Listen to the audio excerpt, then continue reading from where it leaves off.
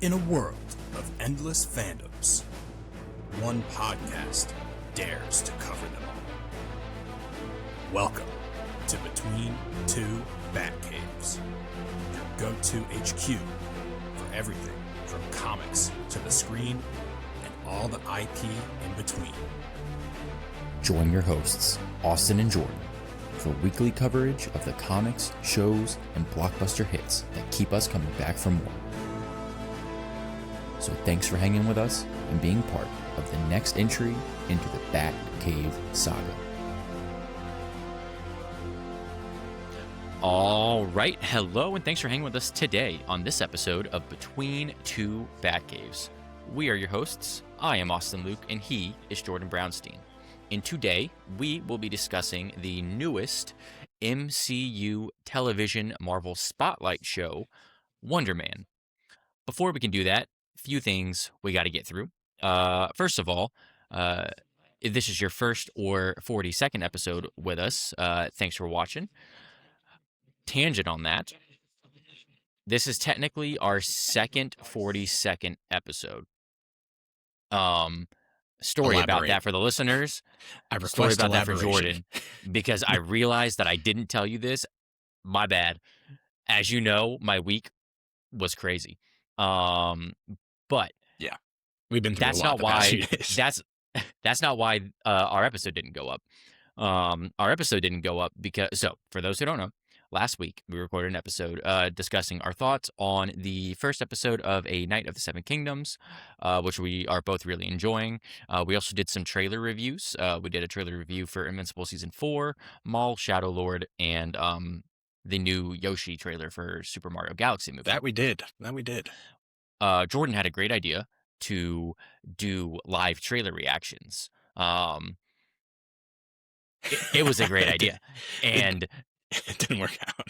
I don't know if it's user error or the fact that I was on crappy hotel Wi-Fi. Probably a little bit of both, to be honest, but messed us up. I mean, audio tracks just You know what? totally out of sync. Like, Listen, we're here today. We're back. You guys have missed was- us.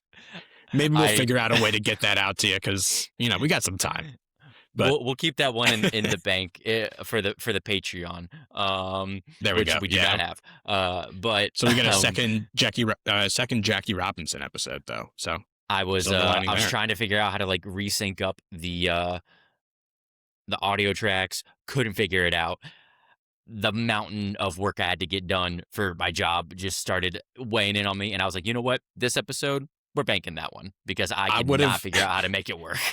I would have been upset if you made a decision other than that. Considering that being everything said- yeah. We enjoyed everything. We enjoyed all those trailers. We are enjoying Night of the Seven Kingdoms, but we're not here to talk about that today. We're here to talk about Wonder Man. So before we can get into that, if you're liking what we're doing over here in Between Two Batcaves, please let us know. A few ways you can do that. First, you can follow the pod on the podcast platform of your choice. We're on pretty much every one. I don't know one that we're not on right now. So pick one, listen There's to us probably there, one. Yeah. and follow us. Second, like, rate, and review the show. 5 stars goes a long way, guys. I wanted to bring this up. So we issued a challenge, I want to say in October, right, Jordan? Our first challenge? Yeah. Yeah, it was the Halloween challenge. Yeah, so that was to get up to 22, I think, total 23. reviews. Yeah. 23 total reviews and ratings across all platforms, which we hit. Fantastic. I have a new goal now that I want to set. And this is going into the third part of the outreach that we're getting into here. We're on YouTube. If you're watching us on YouTube, thank you very much. If you haven't watched us on Means YouTube a yet, lot. go check us out. Jordan, we are currently, I don't remember the subscriber count, but I know we're very close to 50. Keep talking and I'll find it. Please. So I want to issue a new challenge. I want to get us up to 50 YouTube subscribers. Oh, yeah. And That's a good so number. this episode is going to be dropping on February 2nd, so the beginning of February.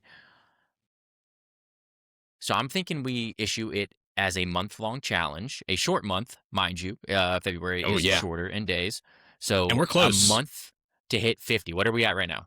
We're at 46. Just four of you out 46. there. I know there are four of you guys out there that are listening on YouTube right now, and you haven't subscribed. Or listening on Spotify that haven't checked us out on YouTube. Yep.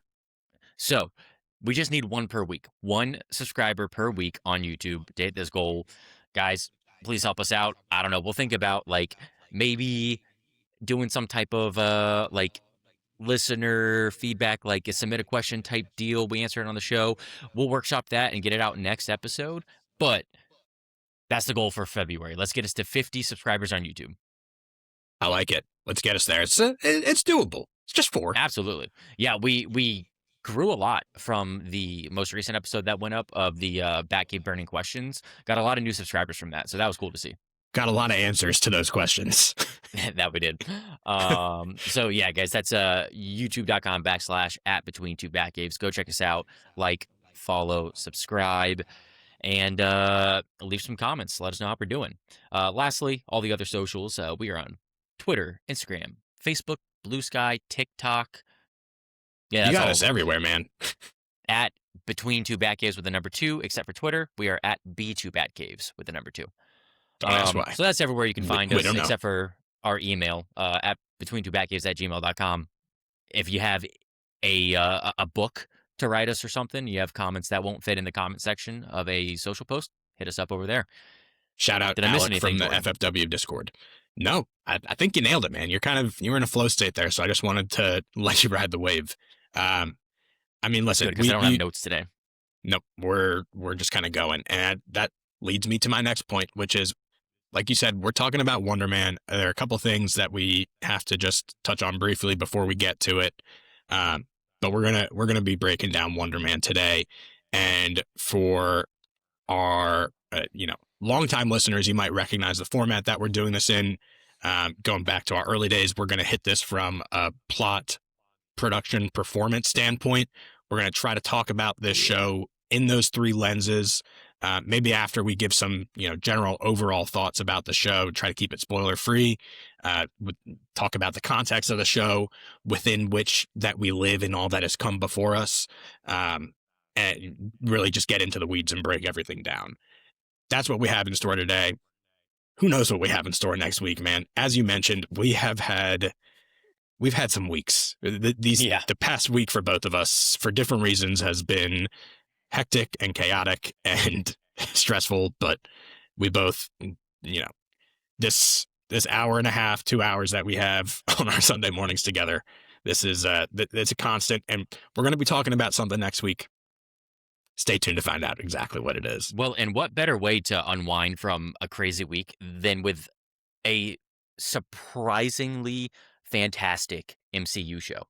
Oh, dude, I'm so excited to talk about this show with you. No spoilers for the show, but like spoilers for how we feel about the show.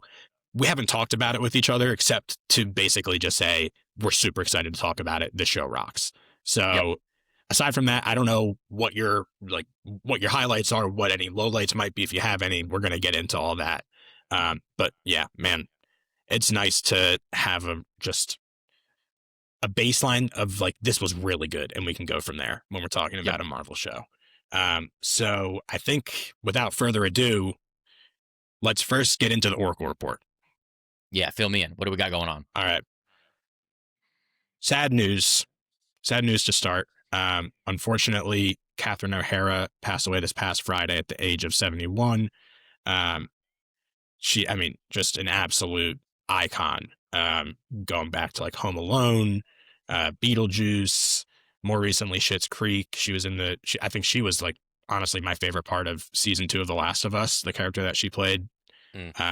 Sounds like this was quite unexpected. She passed away after what was described as a short illness. But yeah, just rest in peace to one of the all-time greats in Hollywood. Yeah, actually, you just hit me with, I had no idea. I did not know that happened. I hate to be the bearer of bad news. Like I said, I have not been in the news sphere this last week. So yeah, no, that's crazy. That sucks. Yeah, she's I feel like she was a kind of a pillar in Hollywood. A lot of Yeah. people's, favorite parts of a lot of projects. So it always sucks when you get bad news like that about somebody, and then you kind of reflect back on all of like the favorite moments that you've had with Yeah. her characters, like you said, like Home Alone, like bringing you back to, like Christmas mornings with the families, and she's such a fundamental part of that movie. And as you mentioned, up until recently with The Last of Us season 2, Also, the which studio. oh, the studio, yeah, Yeah, my she was so goodness. good in there too. um and at The Last of Us season 2, mixed opinions about that season, but definitely a beacon in that season. So her talent will surely be missed moving forward, in Hollywood, on the big screen and silver screen. Well said, my friend. Again, rest in peace, Catherine O'Hara. Your legacy will live on. Um, only other thing that I have here, not really a news item necessarily, but Maddie and I did get out to the theater yesterday for a little late morning matinee to go see Send Help, the new movie directed by Sam Raimi, starring Rachel McAdams and Dylan O'Brien. For anybody who doesn't know anything about this movie, the log line is a woman and her overbearing boss become stranded on a deserted island after a plane crash. They must overcome past grievances and work together to survive, but ultimately it's a battle of wills and wits to make it out alive. So this movie was really awesome. It was so much fun. You get like it's rated R, so you get like classic Sam Raimi horror aspects to it, which come in unexpected ways. But like, I mean, you get the like the blood and guts that you would expect from a rated R Sam Raimi movie.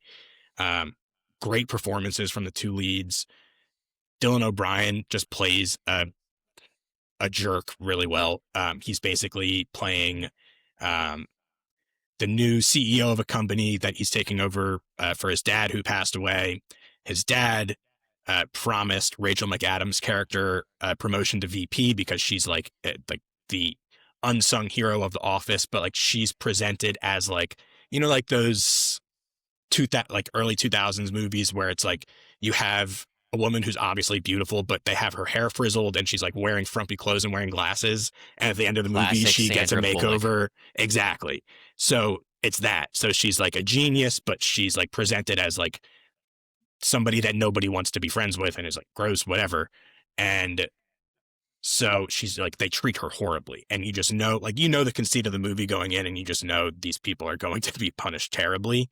But what's really fun about this movie is that it's not just like that traditional turn for like the Rachel McAdams character where it's like she's perfect and you just didn't appreciate her until you had to.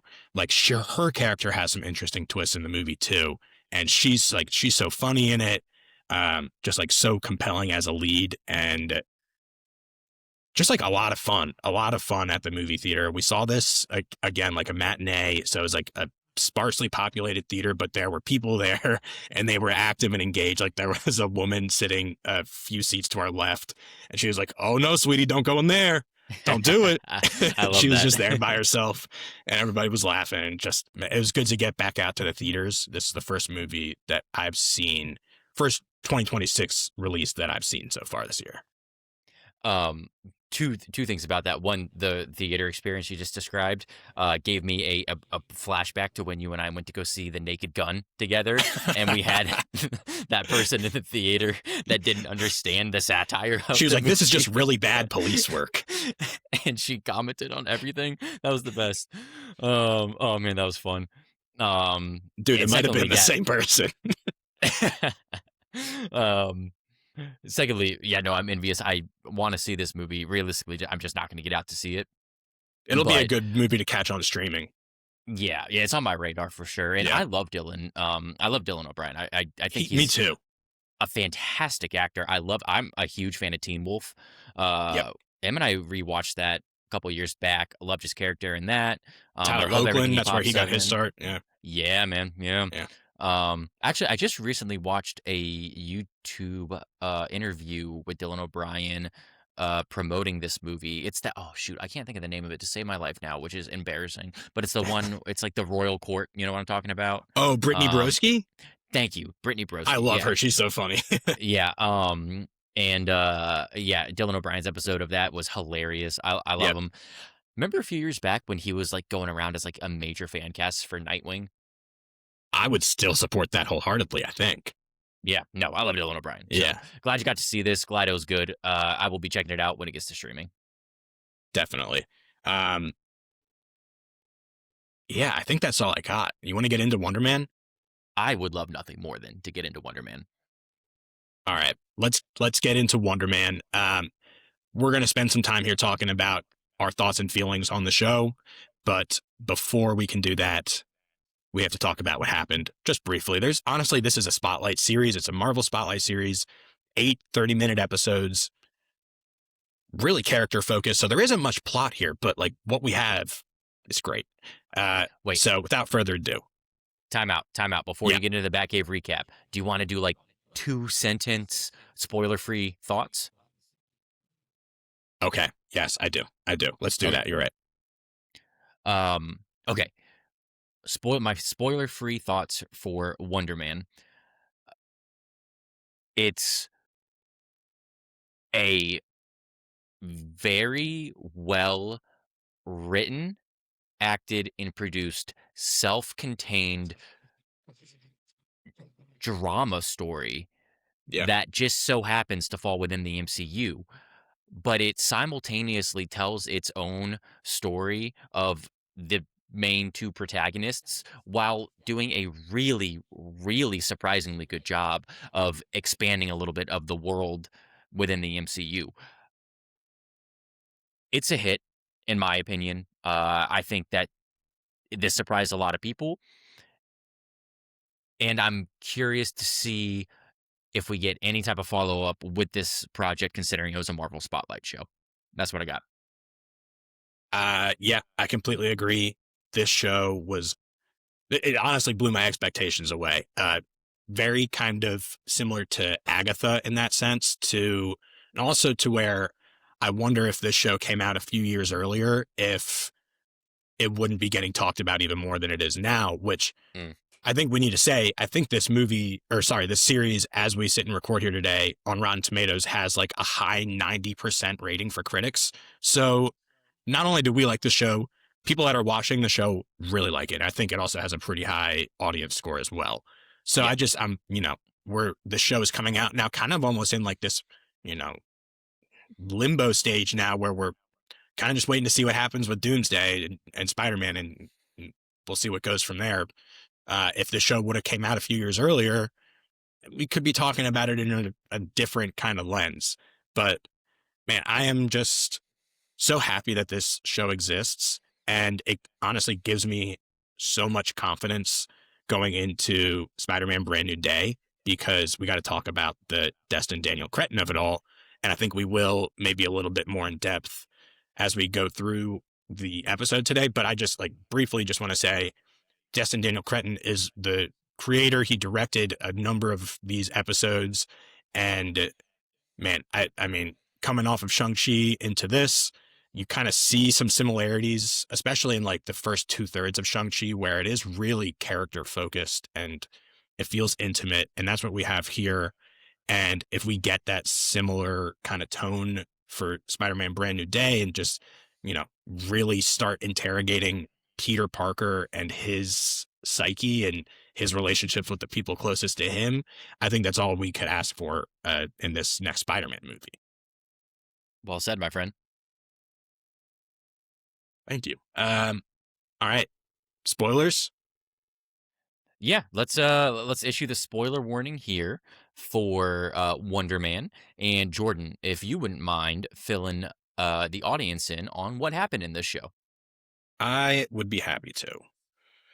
So, Wonder Man, created by, like I said, Destin Daniel Cretton and Andrew Guest, who's one of the main writers on the show, follows Simon Williams on his quest to become a great actor in Hollywood. He meets Trevor Slattery, a.k.a. the Mandarin, who you might know from Iron Man 3 and/or Shang-Chi. who is also trying to get back into the acting industry after all of his well-documented escapades throughout the MCU.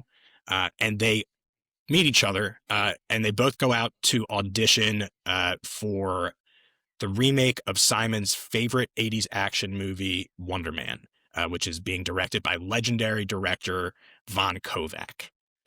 The two become close friends despite the fact that their initial meet-cute was actually a setup, as Trevor Slattery is working for the Department of Damage Control to gather information on Simon Williams, who just so happens to have superpowers. As both Simon and Trevor get closer to their dream roles in this Wonder Man movie, their truths come out and their bonds are tested.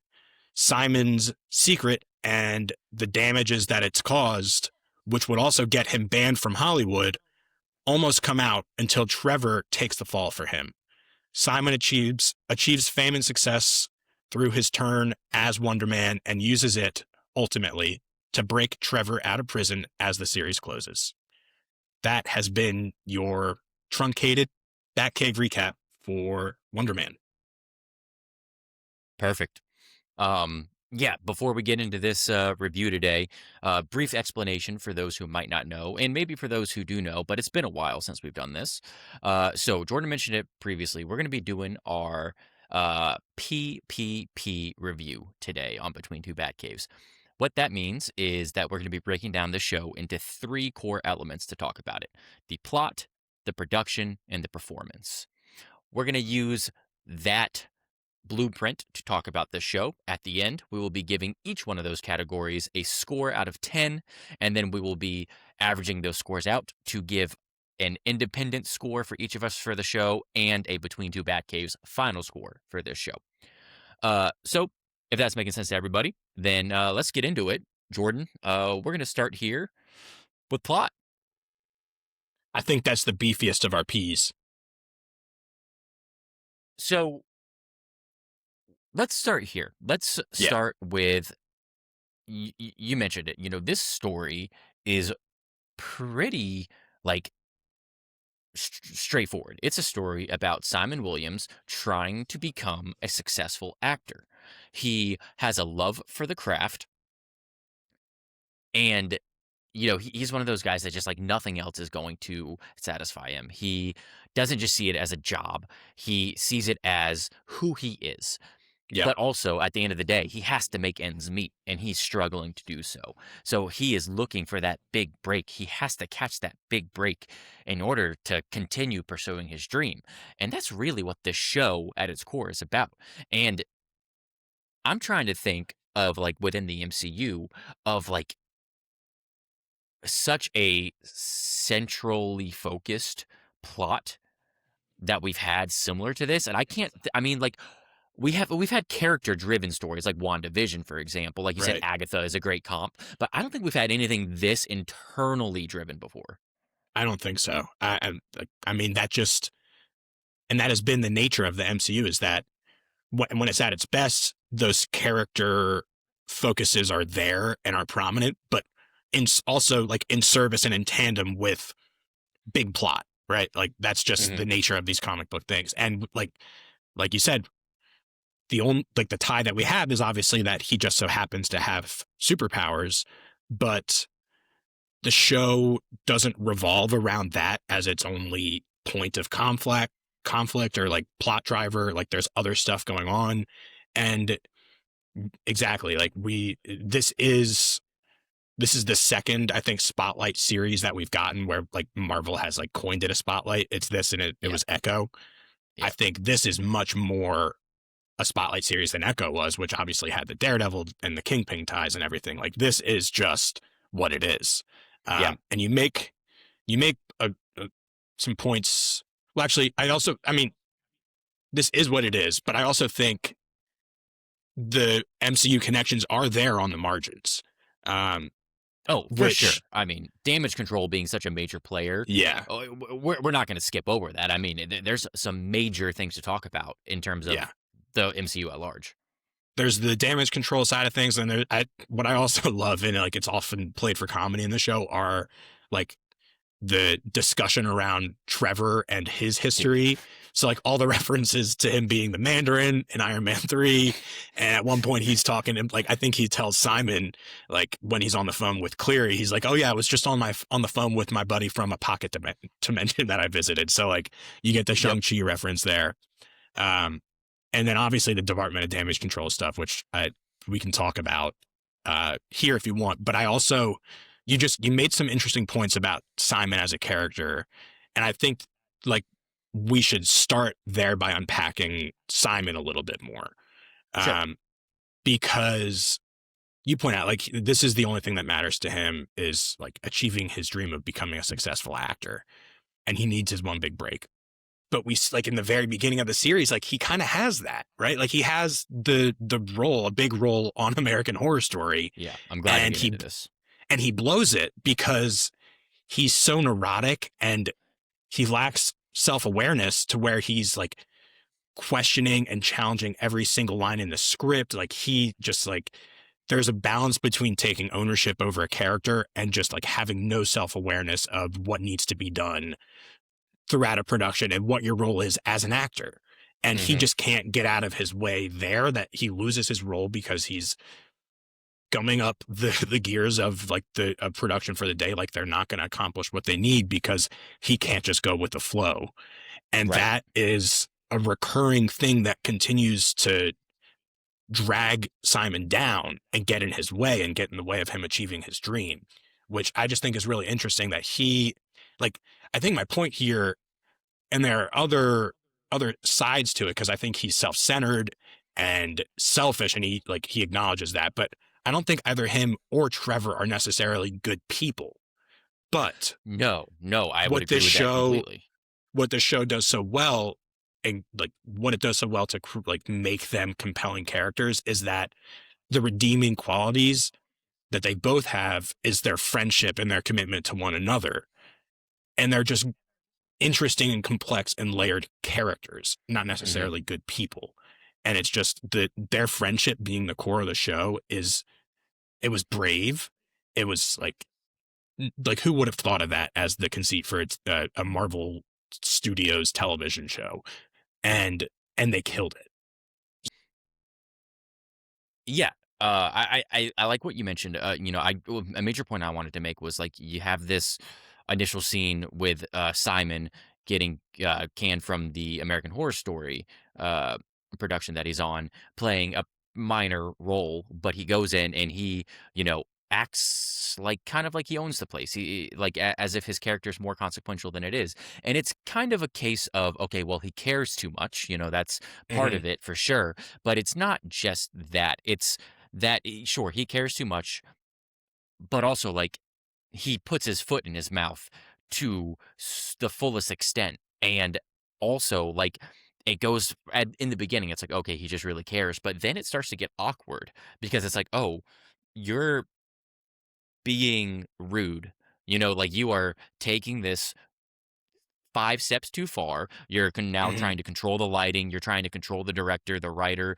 Dude, understand what your role here is and tone it down, like that was like an awkward scene. And then not only, does it happen in that first episode, it happens again later in the season when he's on the Wonder Man set and he is giving these notes to Kovac, and he's saying all these things about like this line of dialogue, and Kovac's coming back, it's like, oh man, maybe we need to rethink the entire concept of regret, or I forget what it was exactly.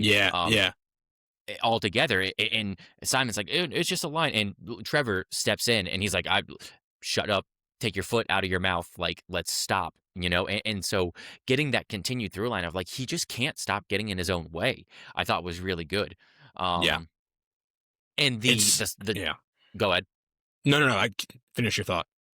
The duo of Trevor and Simon is, I mean, that's what this show is. I mean that like literally. I mean, there's really nothing outside of that. I mean, you get some relationships obviously with Simon and his family, but which let's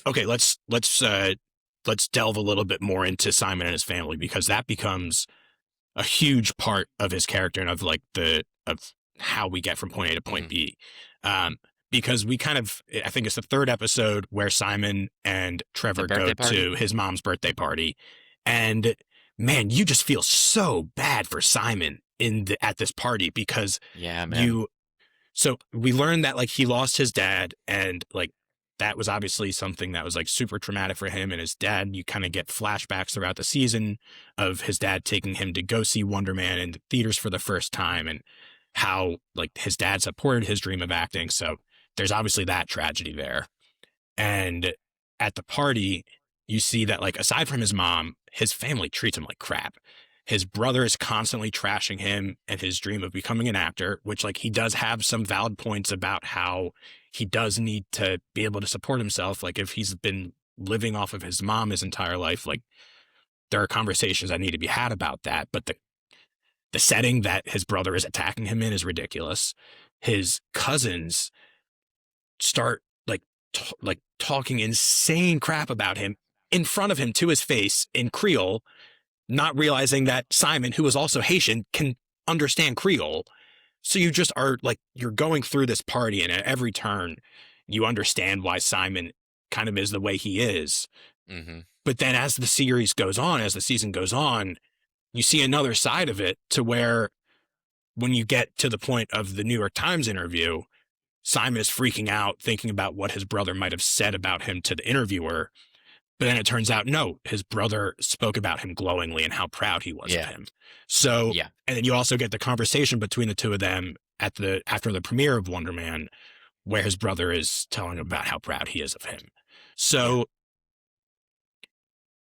I think there's truth on both sides of it, to where like he probably like, I understand why he feels like an outcast in his family and like, he's being disrespected and treated poorly. But then you also see that a lot of his issues are self-created.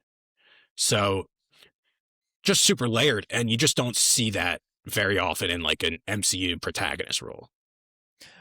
Yeah, and I'm going to switch gears a little bit here, because something that I think it's interesting, that's something that we haven't even talked about yet in reference to the protagonist of an MCU show, is we haven't even talked about his powers. The powers. Like we haven't talked about the fact that he is, an enhanced person.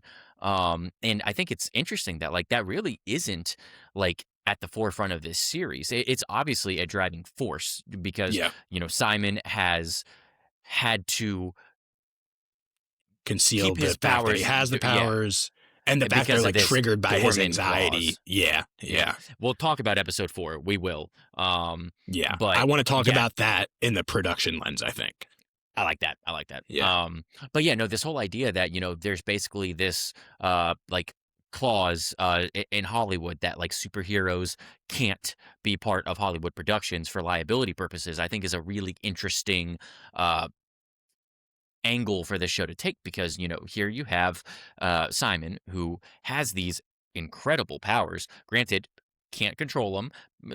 It seems like maybe he put some work in by the end of the series. We'll talk about that. But can't control these powers, which are big time powers. But it doesn't matter. He doesn't even want to think about the fact that he has powers, because like his dream isn't to be a superhero. His dream is to be an actor.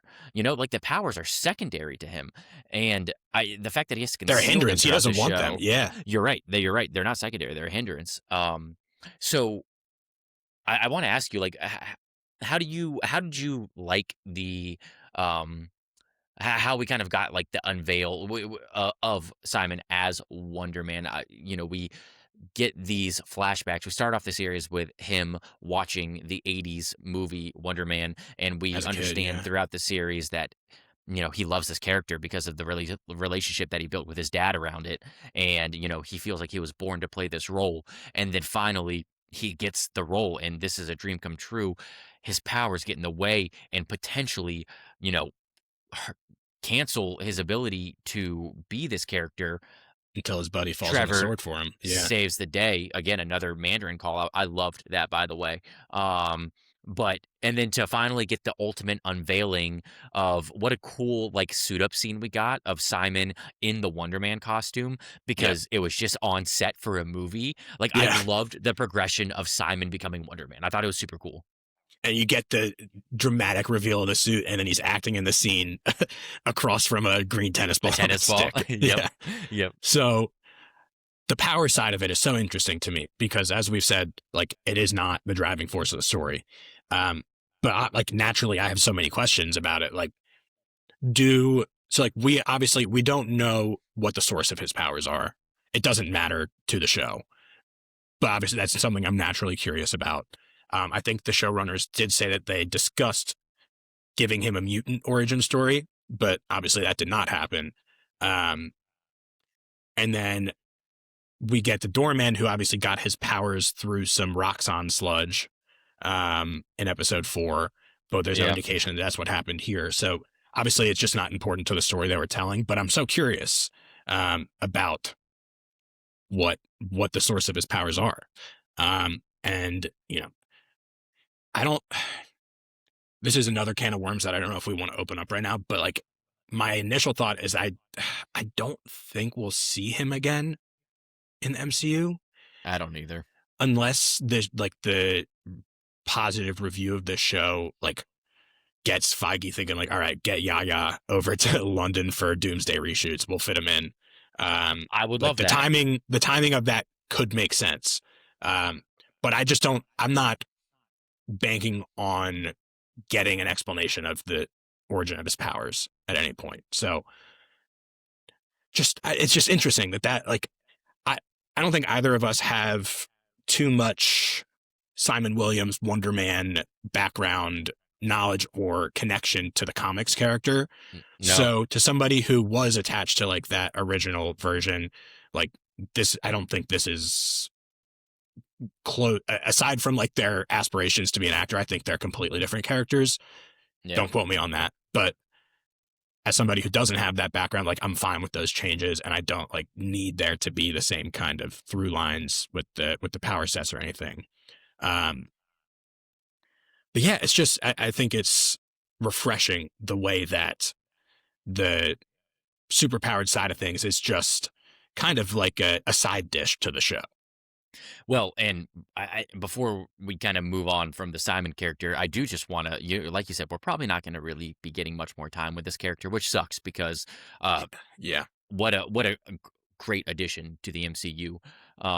However, let's talk about the powers for a second. Like you said, we don't know the origin, but basically he controls, he has like control of isotonic energy or isotopic energy, Yeah. which basically leads us to believe that he can kind of like manipulate the energy around him and release it in different forms, like different energy waves, which allows him to do shock waves, super strength, flight. Fly. By the end of the series, I mean, he's like a Superman. This is a powerful dude. Yeah. This is a powerful dude. So it's interesting that we now have the ability to explore different corners of the MCU with powerhouses like this that we just aren't going to see again.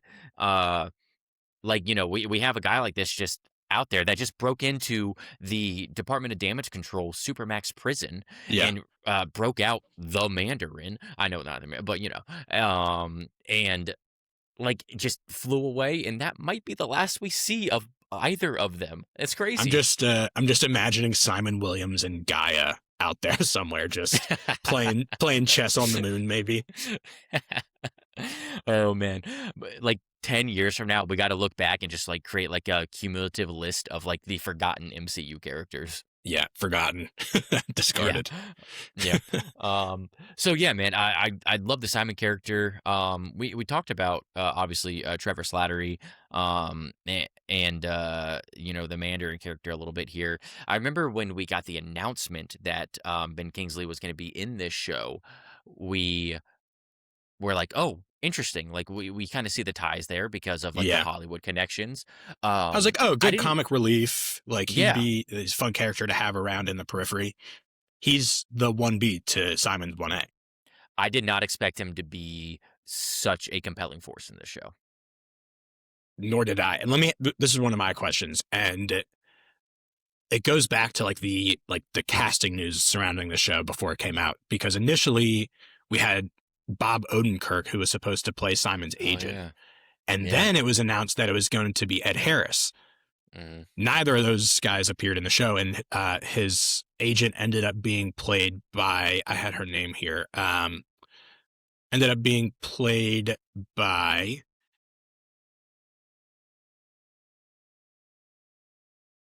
where is it? I had it written down. It was an interesting name, and I wanted to give her a shout out. We can work around this. I will say I loved their dynamic. The dynamic between Simon and his agent. Yeah. Yeah, she was just like, I really loved their back and forth. She couldn't stand him until he became a source of success for her. Made it big. Yeah. But anyway, my question is, like, do you think the Simon's relationship with his agent was initially going to be more of a driving force for the show? That's interesting. You're right. I see what you're going with based on like the casting that we got around this show initially, maybe. But I will say this much. If changes were made to that, I'm glad that they were, because I liked what we got. I liked the primary conflict in the show being between Simon and Trevor's duplicity and the fact that he was hiding, that he was working for the Department of Damage Control. I think that worked super well. So I don't exactly know what it would have looked like if it was Simon kind of against his agent and being like the main driving force of conflict in this series. I just that would be a totally different show, and I don't know how that would look. I'm not saying it would have been bad, but I love what we got. So I'm glad that we got what we got. I agree. And what we got, just to fill in the blank from earlier, his agent, Janelle Jackson, is played by, her name is X Mayo. X Mayo? X Mayo. Well, first name X, last name Mayo. Plays a great Hollywood agent, and I love, like I said, I love her and Simon's banter back and forth. That I also loved, was really fun to watch. I loved in the finale after the premiere of the movie when she was just in the lobby trying to spit game at Joey Pants. Just, we're talking, everybody's talking. It's fine. We're just talking. Everybody eats. Everybody talks. Joey Pants, he was like, you know what? You're right. Everybody eats. Yeah. But to get a little bit further into like that Trevor character, just for a second. Yes, let's talk Trev. Because we got to talk about his story and just how important this show like made the events of Iron Man 3, which was super fun to get like a callback back to such an old MCU project at this point. Yeah. And to get it, okay, well, like he escapes from prison and then, he's back in LA and then immediately gets arrested, becomes this double agent for the Department of Damage Control. Ultimately, he decides he can't keep putting up with that because he will not deceive his friend any further. He platonically falls in love with his Mark. Absolutely. And then ultimately to lay down his own life at the end to re-bring out the Mandarin character. I got chills during that scene. Yeah. I freaking loved the fact that we got the Mandarin again in this series. How cool was that, dude? Oh, it was awesome. And I think this show, like what X-Men 97 did for Cyclops, Wonder Man did for Trevor Slattery. Character rehab to the max. Yep. Because what we get in just like tracking his progression, what we get in Iron Man 3, we see him initially as the Mandarin, and we're like, holy crap, he is scared. Like, he is a scary terrorist. He does a really good job playing that role. And then the other shoe drops, and he's a buffoon. That's where we leave him off in Iron Man 3. And then we see him again in Shang-Chi, and still he's basically playing court jester to Wenwu. I think he is like made some progress from where we saw him in Iron Man 3, but still very much a goofy comic relief type character who doesn't understand that the apes in Planet of the Apes were not actually apes. That was so funny. And then what we get here is like a tender compassionate, like remorseful version of this character that just didn't exist before. And Ben Kingsley like balances that side with like the comedy and the humor and the line delivery that's still very much there. But just like he was so surprising, like the decisions that Trevor made as a character, like just genuinely were surprising. Yeah, I will say, yeah, the drama that he brought was amazing. Like the moments that we had of like just Trevor and Simon reciting bits of dialogue Just from going bar for plays to bar. each other. Like, dude, Yeah. like that was like seriously, like I was like captivated by that. I Yeah. thought it was so good. And I will say this much too: when Trevor brought out his Mandarin voice again, dude, I was like, Chills. ooh, Yeah. that's Yeah. I forgot how scary that character was. You Puts know? the sunglasses on. Yeah, man. Yeah, It took me works. back. I was like, ooh.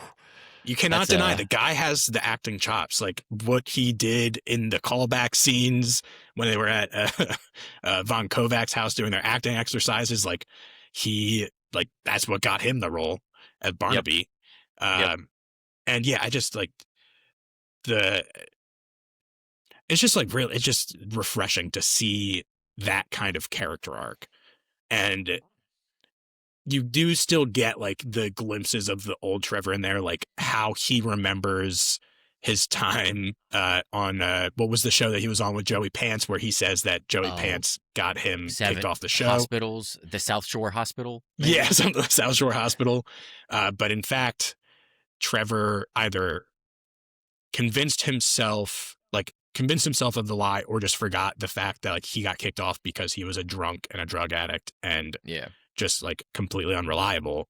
So you still have that like denialism there with him. And he's not like a saint by any means. I think that like his decisions at like between working with DODC and like his friendship with Simon, like I think there were times where he was like genuinely working with Cleary and DODC against Simon, and the decisions that he made that Trevor made to protect Simon, a lot of times I feel like were like heat of the moment type decisions. So it's not like he was always there on Simon's side. So he still had some of that uncertainty, like where it was like when he goes and breaks the listening device that he was wearing. Like I felt like that was a kind of a spur of the moment decision for him, right? Like he was wearing it the whole time, and then he just like kind of realizes through their conversation and over the course of the night, like I can't do this to him. Yeah, no, I agree with you. I'm just trying to think here in terms of like discussing plot. Really, only one other like major point comes to mind that I think we should discuss. I don't know about you, but I mean, I do think we need to discuss about the Department of Damage Control a little bit. Yeah. I wanted to ask you, how do you think they work as like one as the main antagonist of the series, but also as like the tie to the greater MCU? I gotta say, man, I think it worked really well. I think they worked really well as the main antagonist of the series because the use of Trevor. You know, like I think As the tie if there, it was if it was just the Department of Damage Control, trying to track him down, they used that Trevor as like a double agent there. I think that connection, that relationship worked beautifully. And as a tie to the greater MCU, I think it was a really good, subtle way to just remind us that like things are going on out there that like we're not aware of, because there's a Department of Damage Control Supermax prison with the initiative to fill those cells. That's said word for word. Like we need to fill those cells. Remind you of anything going on in the world in our country these days? No, it doesn't sound familiar Nah. to me. No, I can't think of anything. So yeah, like that is their initiative as a government agency. You know, like to go out, identify potential supernatural threats, superpower threats, and put them behind bars. It is crazy, like the extent that the Department of Damage Control has grown to, because they've always kind of operated in the shadows of the MCU, and now we're starting to get a little peek behind, you know, what's really going on there, and it's some dark stuff. Yep. And I like that we have Arian Moayed as Agent Cleary as like the through line for Department of Damage Control, like coming over from he showed up, I think, most recently in Miss Marvel, and then he was in Yeah. Spider-Man No Way Home before that, right? I would expect an And appearance in Brand New Day. yeah, because Department of Damage Control is playing a major role there. Yep. I find it interesting how like the Department of Damage Control itself has evolved too, because we get introduced to them. I think it was in Homecoming, where they are just kind of the cleanup crew for the Mhm. Avengers, and now obviously they've evolved to becoming basically ice for people with enhanced abilities.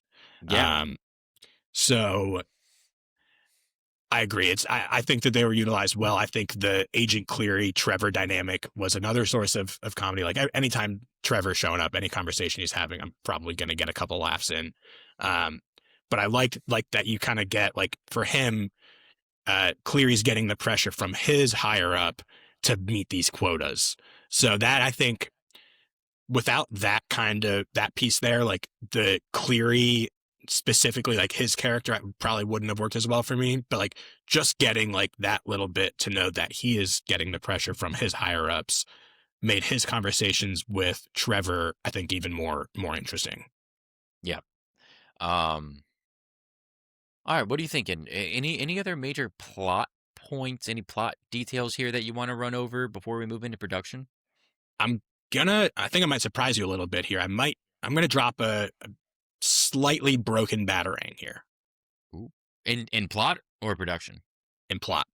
Okay.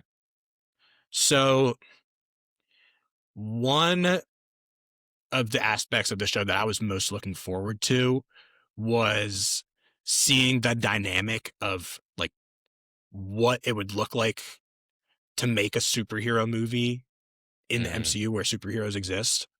And there Mm-hmm. just wasn't that much meat on the bone for that idea specifically. It was more so just No. Hollywood in general. Um, kind of just felt like like our world aside from the existence of the doorman clause, but that applies to like any Hollywood production. So that wasn't specific to just it being a superhero movie or whatever.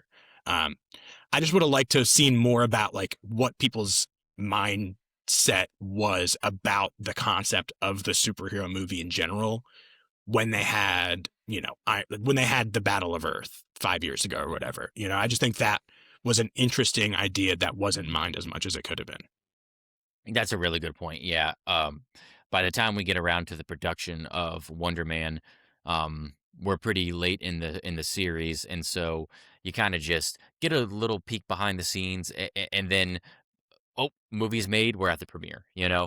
So I totally get what you're saying there. That yeah, it would have been cool to like get a little bit more detail about the landscape of superhero movies in a world where superheroes exist.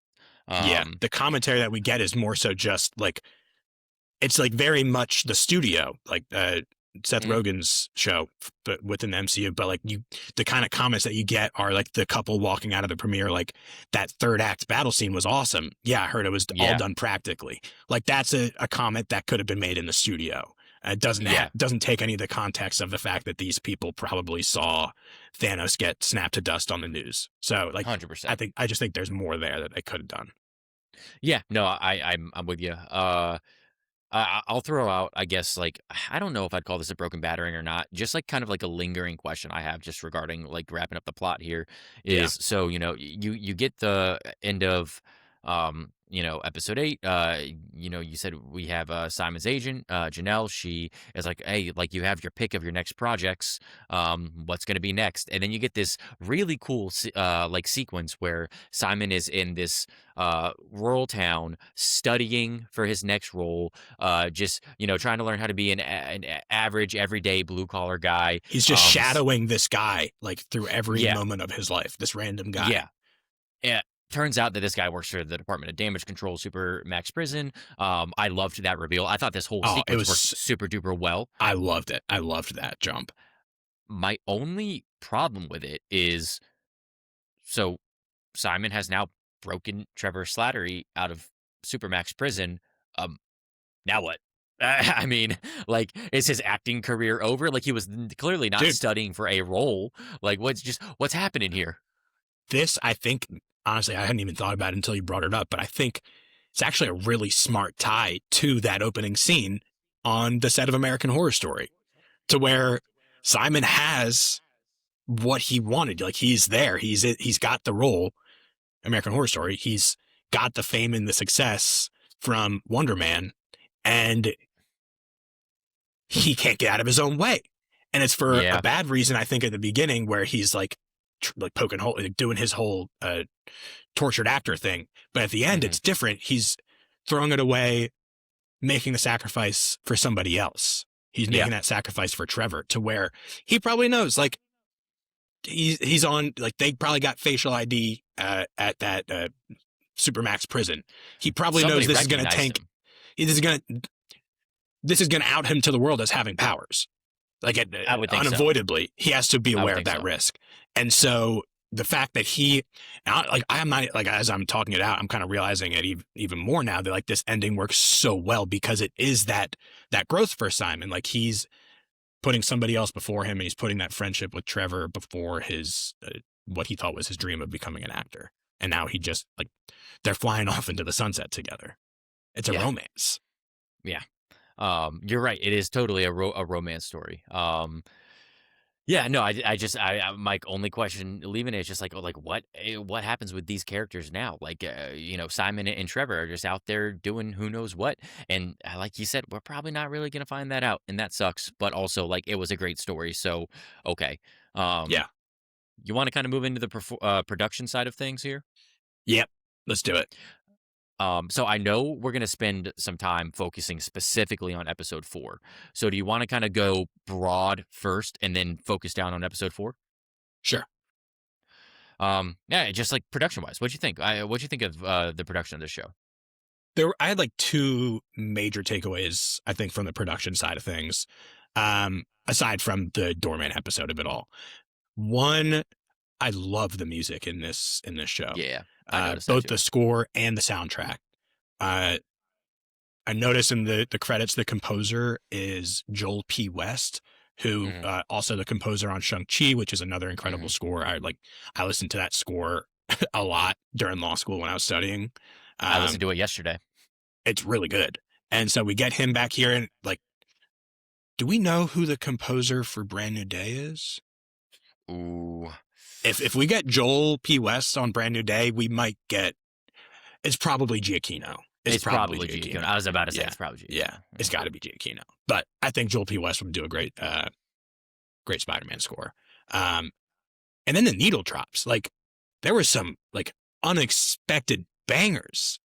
Dude, I would just like to point out, I had this thought. This is the second project in a row that Shaka Khan has been a needle drop in the MCU. So just interesting. Like, is Shaka Khan becoming the next AC/DC? I don't know. There's something there. It might be. It was the Shaka Khan drop, and then the other one from the finale that really, like, that hit for me was when they dropped California by Phantom Planet. Yeah, like, that was really good. Which I read an interview that the showrunners did in Entertainment Weekly. They talked, like, so I didn't realize this at the time, but that's the opening credits. That song plays on the opening credits to the OC, which is like a teen drama for the early 2000s. And, like, they intentionally use that song to try to call back to that. And I just, like, I didn't pick up on that in the moment, but I think that's cool now. What I kind of picked up on is that it did just kind of feel like that classic, like, mid 2000s emo song that starts playing when everything is falling apart. And that's where we were in the show. And, like, I just thought, like, the way that the show uses music is just big. No, it was really good. And what I also just really liked about the production of this was because it was, like, so small scale, we just get to, like, spend a lot of time in, like, really intimate scenes that I thought were shot really well. There's like so many scenes where we're just, like, driving around trying to find the right way to film Simon's Do their self-tape. Yeah. Yeah, their self-tape. I thought that was really cool. Just driving around in traffic in general, just because, like, the traffic in Los Angeles sucks, supposedly. I don't know. I've never been out there. But and just like the mundane the way that they've captured like the mundaneness of like the life as a struggling actor, I thought was like really, really cool. Yeah. Like the palettes, the color palettes that they chose almost like complemented that as well. Just kind of like dull, like just like kind of like a dull look to it, but like very intentionally dull, I feel like. Yeah. And the costume design I thought was wonderful. I really like the Wonder Man suit that we got. And again, just to get that Mandarin costume back out, Good to see. wipe the dust off of that was incredible. So I Trevor thought was that the also production of always the show getting was fits awesome. off. Yeah. Yes, he was. He was. I totally agree. And I had in my notes just like, yeah, the intimate, it felt like the camera work was very intimate. It almost felt like handheld at a lot of points. Yeah. Whether like they were in Simon's apartment or driving around or, doing a self tape, all that kind of stuff. It just kind of felt like you were in the room with the two of them going through these things. My other major takeaway from the production side of things is I think I'm starting to come around on the fact that TV episodes should be between 30 and 40 minutes. Mm. I think that's the perfect length. Yeah, I'm with you. 20 is too short. An hour, I can get down with that if it's like something I'm really into. But a lot of times, like I Like a find prestige TV thing. exactly.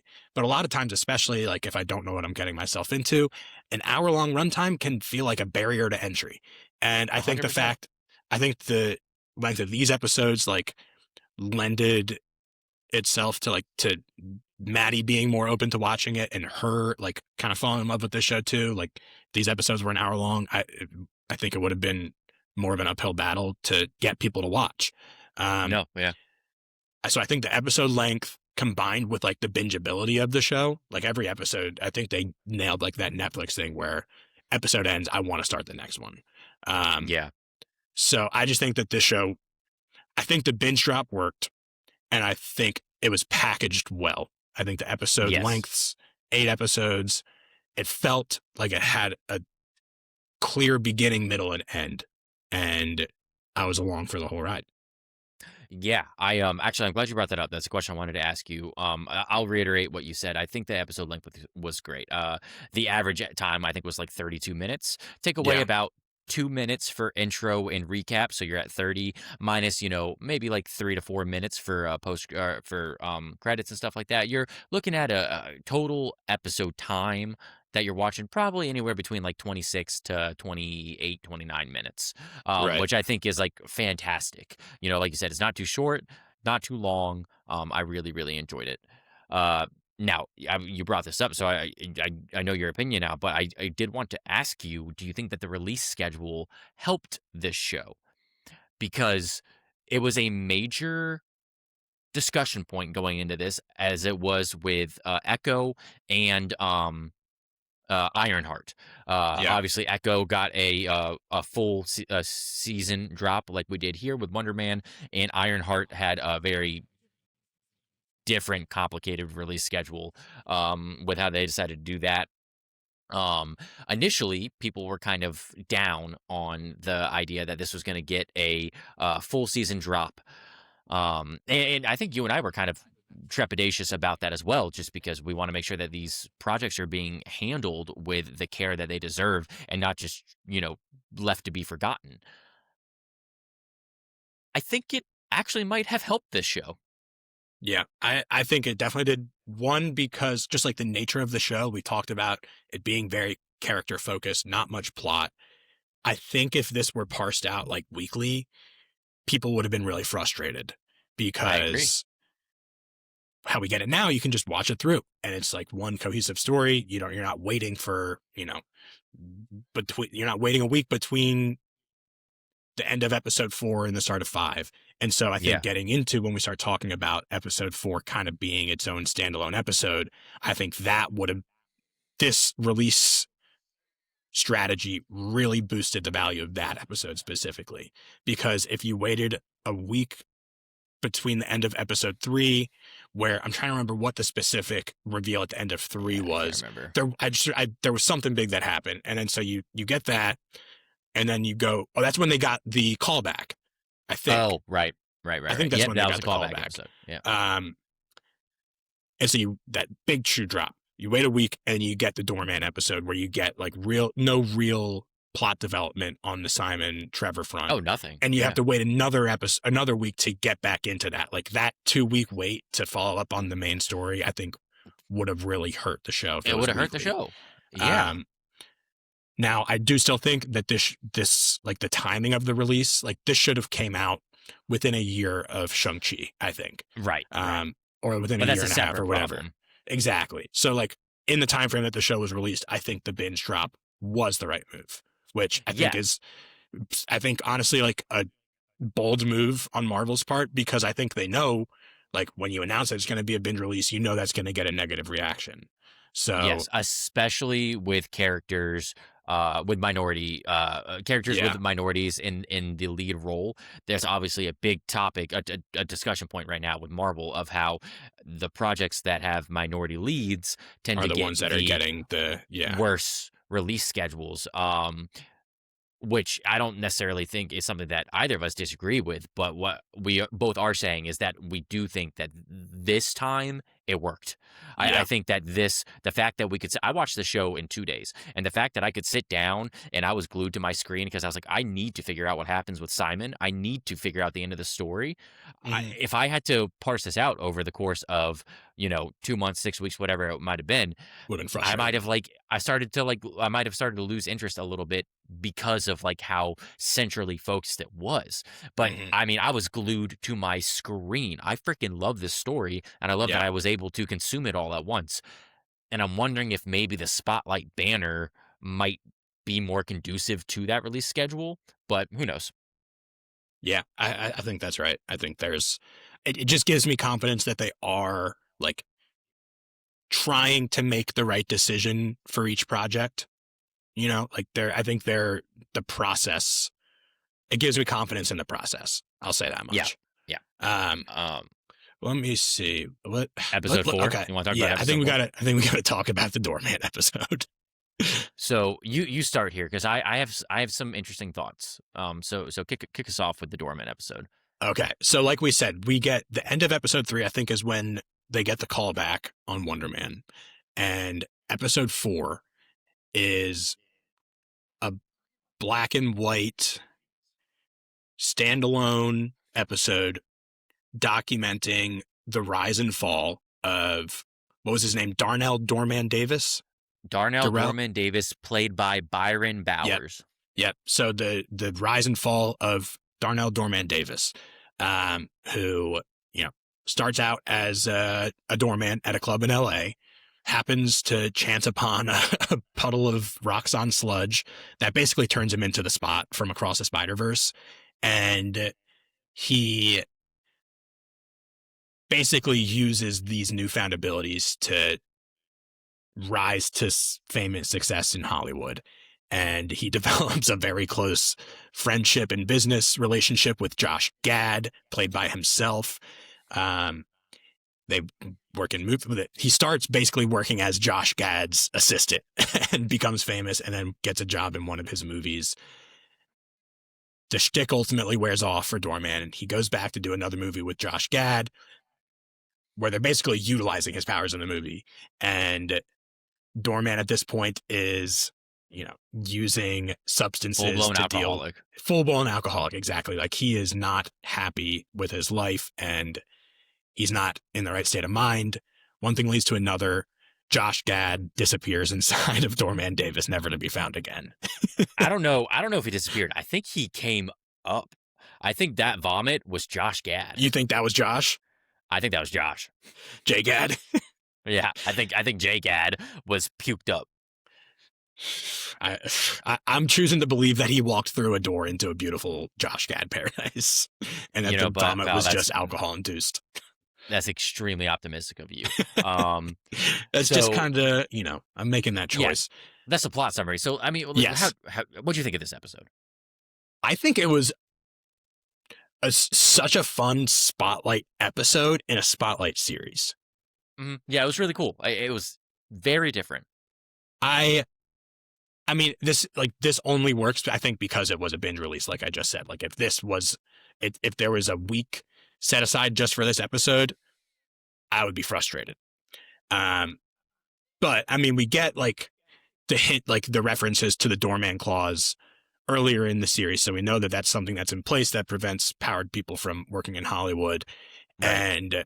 And so we know throughout this whole episode, like there is going to be some, like another shoe that drops that leads to the doorman clause. Yeah. And I didn't know if that was going to be that like Hollywood and like non-powered people just found it unfair that like super powered people were able to find success in Hollywood and they banned them because they were jealous, or if it was going to be something a little darker like we get here. And so like throughout this whole episode, there is like this tension because you're like, something is going to happen. And I also just kind of found it to be just like they kind of took this opportunity to like interrogate like the pros and cons of fame and success in Hollywood. And that just goes back to like this being the MCU's version of the studio and them taking these risks to tell a story that doesn't typically get told in these formats. So I like it. This reminds me a lot of the scene from Sinners in the juke where it kind of breaks the fourth wall and you get the crazy dance scene. Like for me personally, like if you're going to take that kind of swing, if you're going to take this kind of swing in the middle of a show, I'm going to give you a lot of leeway to get it right. And like, I don't really think they needed that much slack. I think it was done really well generally here. Kind of like the mid-season of Alien Earth. Yeah, where you basically get a little alien movie in the middle of it. Exactly. Yeah. And that's another example where we're filling in gaps that we've gotten references to earlier in the season. So yeah, I'm with you. I loved this episode. I thought it was super fun. I thought it was just really enjoyable. I love the way that it looked. I love the way like it felt. I just love like you know, Josh Gad was just like Playing like just a jerk off version of himself. yeah. I thought that was really funny. Gad. Mario Lopez like, shows up. Yeah. Like the look of Hollywood, I thought was really, really cool. It was interesting. I had a really good time during this episode, and I know why it was there. Obviously, we get this like really great way to flush out the doorman clause, which is a primary force behind why Simon has to conceal his powers. So it serves a purpose of doing that, but also just like I can't help but ask myself, why was this in this show? Like, why was it here other than to take a swing, to do something different, and to flesh out that, uh, to flesh out, one of the forces, driving forces for Simon? I mean, we kind of get a parallel look of, the doorman and Simon. There's obviously comparisons that's made there. Good call out, yeah. Um, To where I think what's interesting there is like when we first are introduced to the doorman, when he's working as a doorman before he gets his powers, he is like unusually content with where he is in life. Like he is happy to just continue working as a doorman. He thinks it's fun. He makes a good living, as opposed to Simon, who is constantly striving for something more. True. And you see through the doorman, like what happens when he does kind of like get propelled into that lifestyle of seeking more. Okay. Yeah. No, that's a really good thought there. I don't really know how to phrase it like eloquently, because like I said, I really loved the episode. Yeah. But it was just like at the end of the episode, I was like, oh, that was fun. All right, now back to the story, you know? Yeah, exactly. Like you can't do another episode like that. Yeah, and you can't. I think they utilize that time right. And for a significant portion of this episode, just to be a Josh Gad music video, like black and white Josh Gad club remix music video. The Olaf. The Olaf song. Like Disney brought in a big gun here. Yeah. Yeah, that was fun. Freezing in Summer, whatever it was. I was going to say, I watched Frozen yesterday as well, so that song is on the forefront of my mind. Was that decision related to having watched this episode of TV? Or is that related to the fact that you have a daughter? That's related to the fact that I have a daughter, and I physically cannot watch Cars 2 again, at least for 24 hours. So I had to switch it up to Frozen. That's fair. That's fair. Yeah. But yeah, so unless you got anything else super compelling to talk about production, talk about performances here. Let's wrap it up with performances. I think I probably have the least to say here, just because, as we've said throughout this episode, Yahya Abdul-Mateen II as Simon Williams and Sir Ben Kingsley as Trevor Slattery are splendid. They killed They're it. so good. They killed it. Yeah, I immediately was drawn to the character of Simon, and like you said, we get a lot of different sides of that character, both positive and negative. You know, Yahya Abdul-Mateen II just owned this character, and I loved what we got out of him for this character. Ben Kingsley, a mainstay in the MCU at this point. Great to see him back. Brought a new layer to the Trevor character. Always great to see that. Those are our two main casts. Our supporting cast here, we've already talked about, some of them. But yeah, I mean, Byron Bowers did a great job as the doorman. Real tragic. Get, it was a very tragic story, which of the story of the doorman tragedy. Yeah. Like, he gets thrust into the situation by, like, it wasn't his choice to get these powers, and then it just completely ruins his life. Sad. The Von Kovac character, I'm looking, his name here is Zlatko Buric. Where else we saw him recently? Tell me. President Gurkos from Superman. You know what, pal? This is why we work well together. You're right. You're right. I was like, That's I know exactly that. I know that guy. What a great person to play the crazy eccentric So director. Good. Nailed it. But what I also, the other note I had about him was, he was so ridiculous and eccentric, but he carried just enough weight to where when he tells Simon that he's disappointed in him, I was like, ooh, I felt that. Yeah. Two other characters that stood out to me, just I was like, oh man, I really like what they're doing here.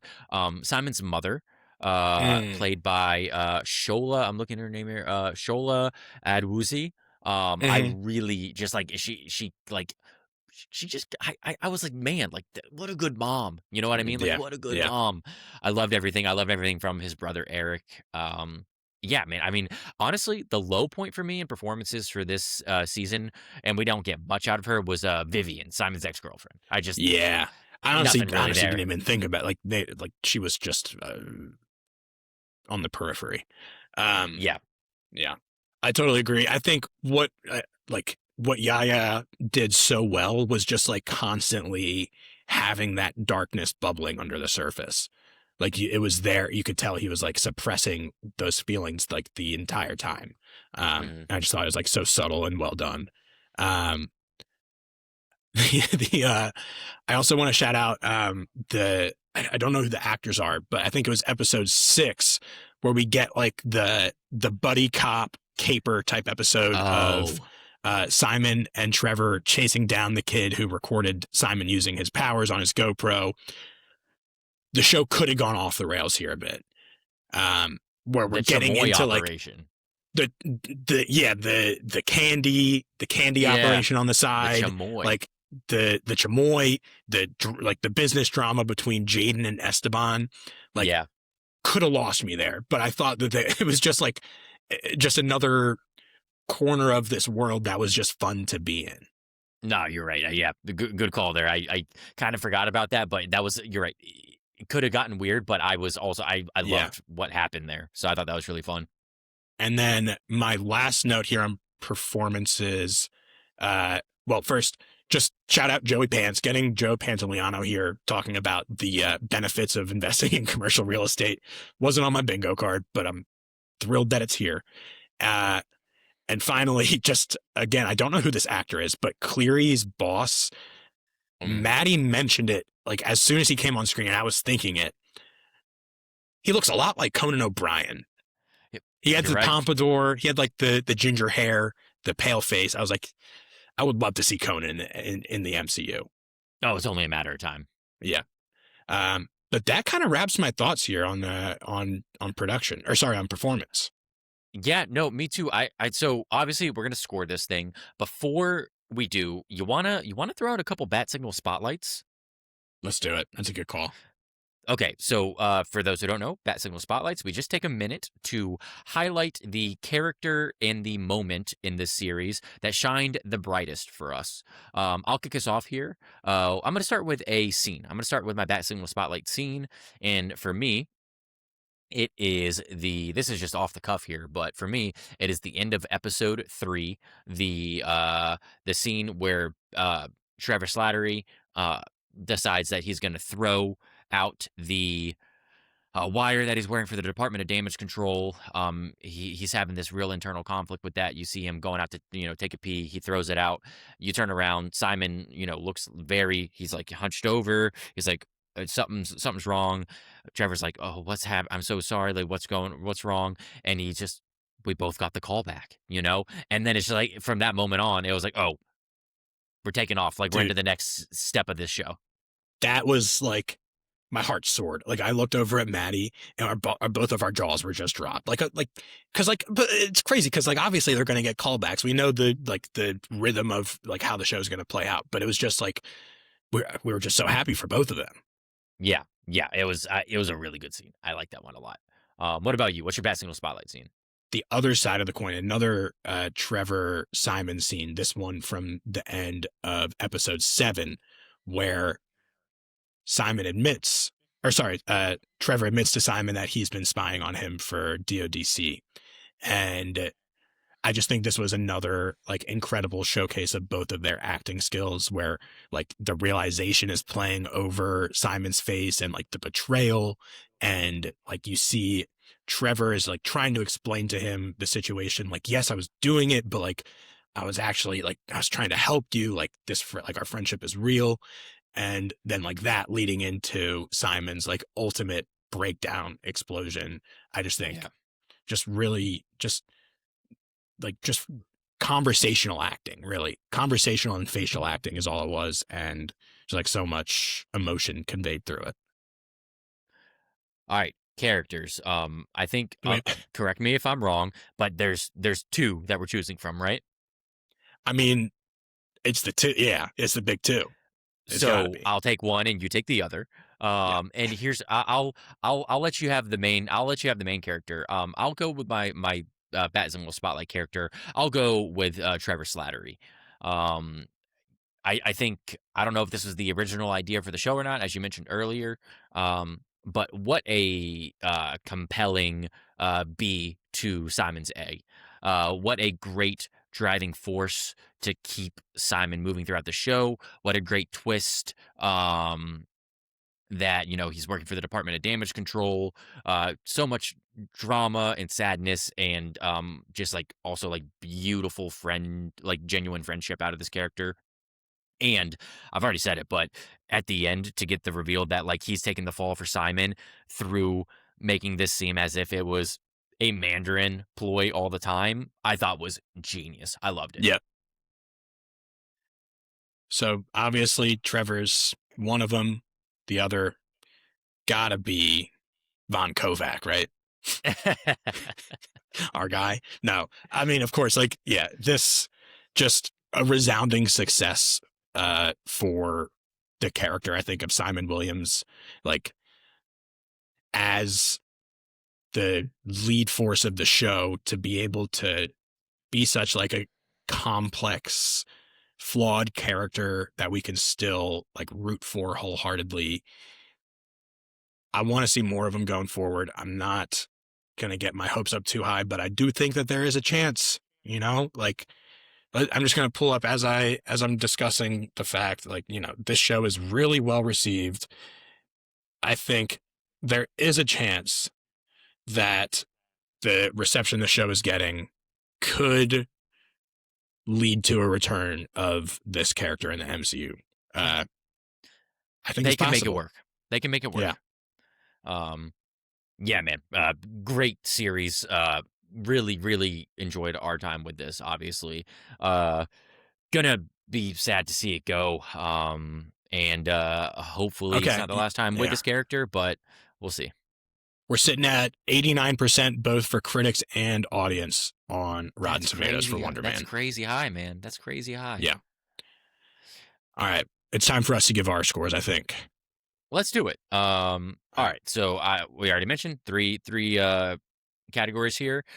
We're going to start off with plot. What are you rating the plot of this show out of 10? We discussed the fact that it's not revolutionary. No. But I think that fact that it's not, that they're not trying to make it a world-ending event, is kind of revolutionary in this context. So for that reason, 100% agree. concise tale, clear beginning, middle, and end. This is a 9.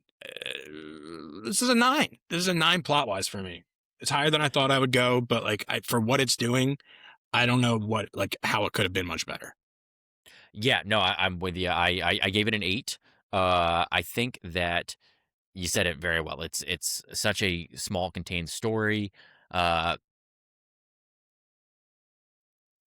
Very focused on its scope, and also does a great job of blending in some minor elements of the world building around it.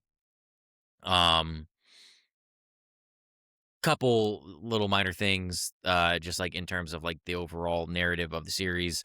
Like I said, I liked episode 4, but it does let me asking like why at the end of it. And just some questions I have about the ending. Loved it. I'm gonna give it an 8. All right. What about production? Production,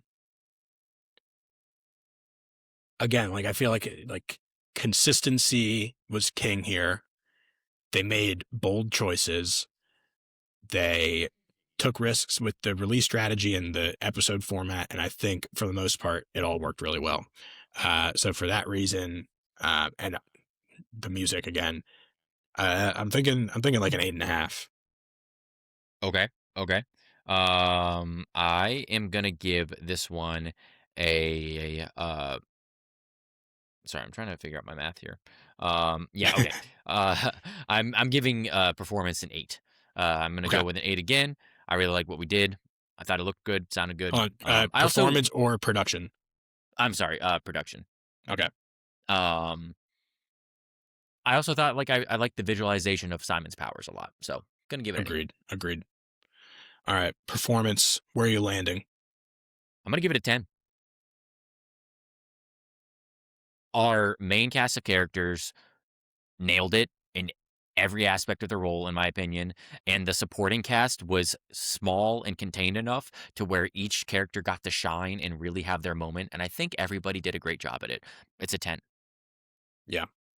Again, I like not many holes to poke here. 2 incredible leads, fun character side actors filling in the gaps, fun cameos, like getting Joey Pants, getting Josh Gad here doing fun stuff, like playing funny versions of himself. It's hard to go wrong. The only reason I'm not giving it a higher score, I think, is just because like there is a level of performance that I think can be like life altering. And I'm not there with any of the performances here. So I want to reserve a 10 for those kind of performances. But it's a 9. It's still a 9. Okay. It's incredible. So what does that bring your total to? It's like a 26.5. It's basically, I have 9, 8.5, and 9. So like, I think this is a 9 for me. Yeah, overall. Mine comes out to just over an 8.5, like 8 2/3. So I mean, I it sounds to me like we're kind of landing around that 8 in 3/4 mark. Yeah. Are we doing? I forgot how this works. Are we doing halves or quarters? I think we're doing halves. I think we need to go. I think we need to take a stand and call this a 9. Okay, You know what? I'm comfortable with that. The show's a 9. Official Between Two Batcaves score for Wonder Man is a 9. Well, my friend, we podcasted about Wonder Man. Do you have any closing thoughts for our audience, for our listeners, for our viewers, for me, for Poe, who's asleep on the couch behind me?